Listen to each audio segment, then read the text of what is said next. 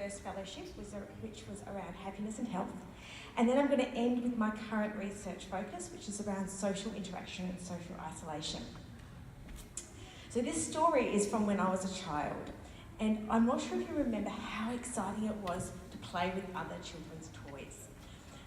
This day, I was in primary school, and it was after school, and I was going to this girl's house for the very first time. We were running through her house, and we had to go past a very dark room, and in this room was a woman in a chair, not a sofa, and the chair was placed in the middle of the room, just watching TV. And I thought that this was a little bit odd. So I asked my playdate who this woman was, and she said, "That's my grandma. She sits there all day and watches TV." And I thought, that's a bit odd. And I said, "How old is she?" Turned out that she was only 10 years older than my mum.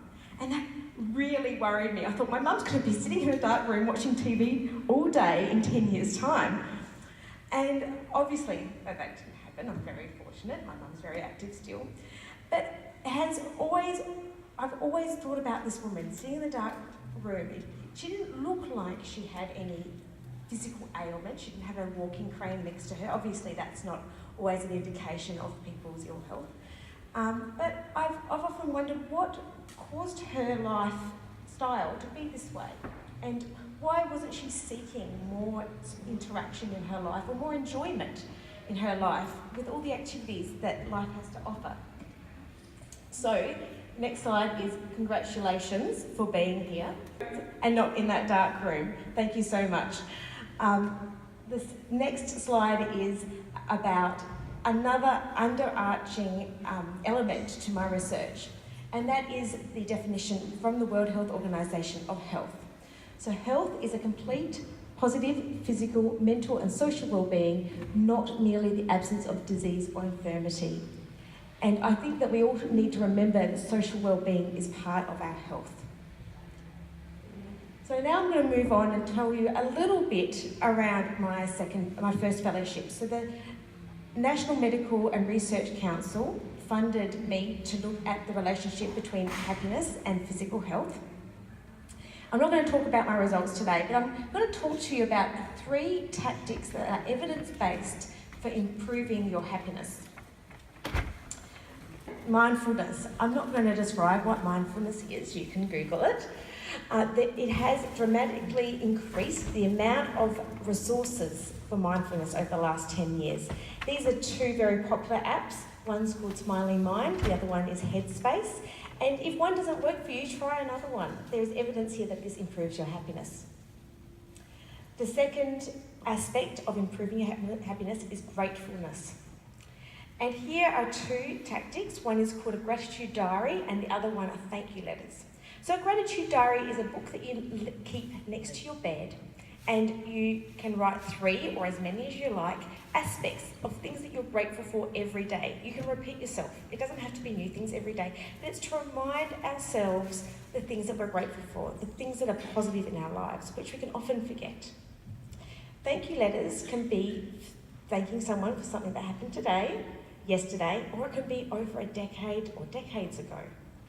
We have social media now. It allows us to contact people. It's amazing, and you can share those fond memories that you have had with other people. This has been proven to increase your happiness. And finally, purpose.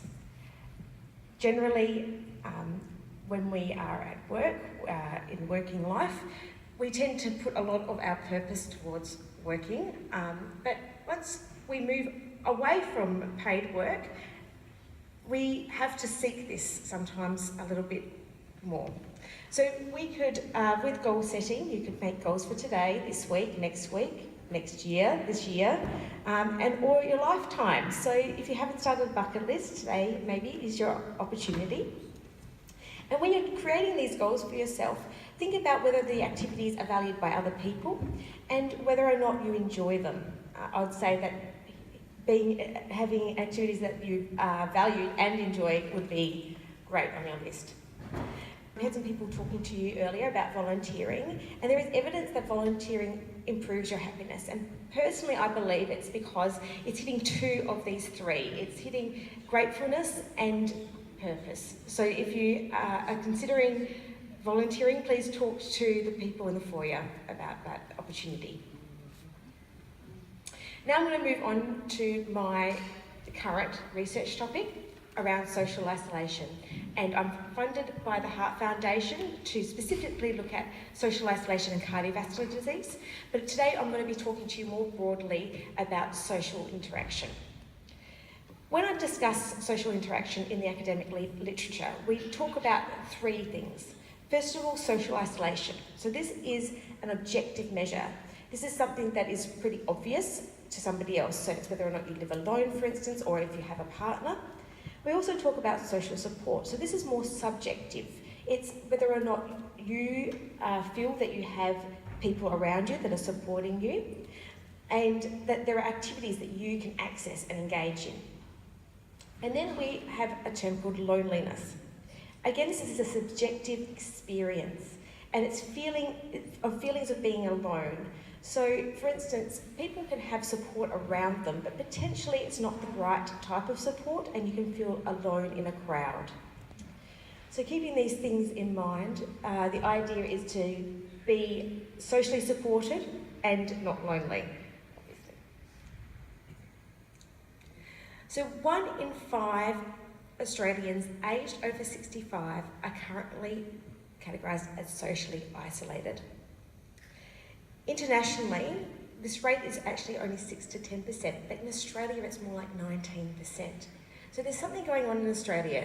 It's a bit of an issue for us.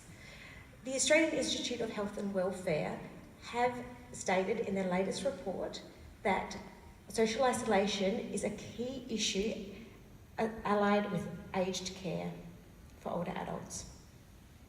Now, 1 in 5 is highlighted there because last year when I did this slide, it was 1 in 6. So there's more people, or identification of more people being socially isolated at older age. And that means that in Australia right now, there are over 500,000 people aged 65 years and older that are socially isolated. But why do we care about this? Well, the World Health Organization states that being socially isolated increases your health through ill health and psychological well-being, and increases the risk of death by 50%. This represents a greater public health hazard than smoking, high blood pressure and obesity.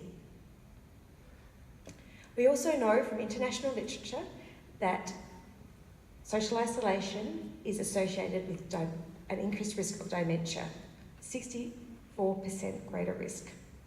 And we've estimated that by 2060, dementia is going to be costing the Australian government $4.6 billion. So there's an economic cost associated with social isolation.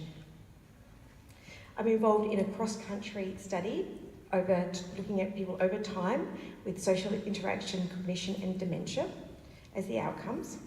And the early findings have said that perceived social support, loneliness, marital status and number of children were all associated with cognitive decline or dementia. So there are multiple aspects to social interaction, and it's a very complex area, so that's why I'm researching it.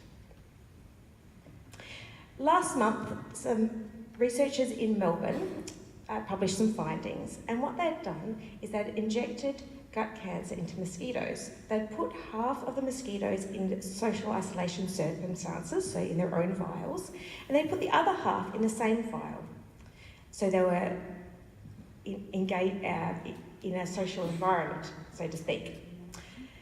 And what they found was that the fruit flies that were in the same vial, that were socially together, their gut cancer only grew a little bit, whereas the ones that were socially isolated had a much greater growth in their cancer. So even fruit flies are seeing some positives about being social. And fruit flies were chosen because they are considered social creatures, much like humans, but also we're herd animals. And sometimes it's just a reminder that we are animals and that social interaction that we need is maybe a biological animal instinct. I'm going to end talking to you about some findings from a sociologist and gerontologist who interviewed over 2,000 older Americans. He's called them the wisest Americans. I would say that we've got some very wise Australians in this room. And this book looked at qualitative research, which is interviews. And what he found was consistently said by these older adults was that the number one important thing for their lives was relationships. So relationships and social interaction is not only important for our health, our economy, but also for our quality of life, our well-being. So congratulations on being here. I hope that I've given you some hints to increase happiness, so be happy and be social. And I truly believe that anyone that's active in our society are a real asset. And thank you.